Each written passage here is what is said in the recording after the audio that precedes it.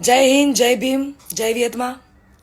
હું લોક ગાયક કાજલ મહેરિયા ઘણા સમયથી ચર્ચાનો મુદ્દો જે વાત મારા પારિવારિક હતી, ઘરની વાત હતી, એટલે ઘરમાં જ રહે એવી ભાવનાથી તમારી સમક્ષ ક્યારે રજૂઆત નથી કરી. પરંતુ આજે હદનો છેડો પાર થઈ ગયો હોય એવું મને લાગે છે.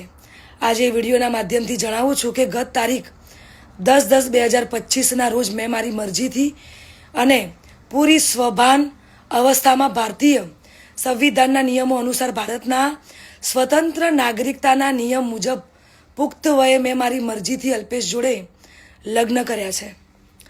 ના કોઈ ધાકધમકી કે ના કોઈ દબાણથી કર્યા છે.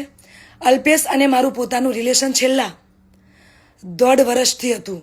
આ વાતની જાણ મારા પરિવારને મેં કરેલી, પરંતુ એમની રાજીપો ના હોવાથી મેં મારી જાતે મારું ભવિષ્ય, મારી જિંદગી મહત્ત્વપૂર્ણ નિર્ણયમાં મેં મારી જાતે લીધો છે. એ બાબતે મારો પહેલો ઘણો કે છેલ્લો ઘણો જવાબ આજ રહેશે અને આજ હશે. તો ખાસ જણાવું છું કે અમે બંને રાજી ખુશીથી રહીએ છીએ.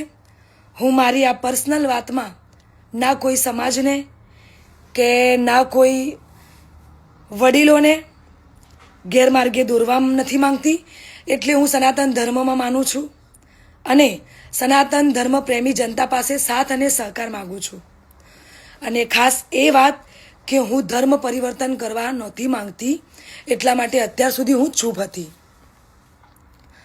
આ નિર્ણય પર અડગ રહી છું એનું કારણ કે હું સનાતની છું અને મારા પરિવાર દ્વારા અલ્પેશ અને મારા પર જે આક્ષેપો નાખવામાં આવ્યા છે, અલગ અલગ ધમકીઓ, મારી નાખવાની, ઉપાડી દેવાની, આ બધી ધમકીને અને ખાસ કે મારા સાસરે એટલે કે શેરથા જઈને જેમ તેમ બોલી અને ધમકીને આપી બધી વાહિયાત વાતોથી કંટાળીને તમને બધાને વિડીયો દ્વારા જણાવું છું.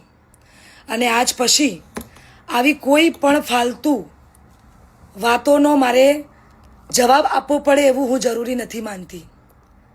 તો પ્લીઝ, આજ સુધી મેં લોકોનું અને મારા પરિવારનું જ વિચાર્યું છે, પણ હવે હું મારું વિચારીશ.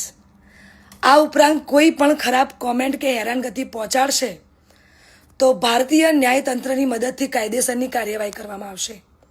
જય હિન્દ, જય ભીમ, જય વિયતમાં.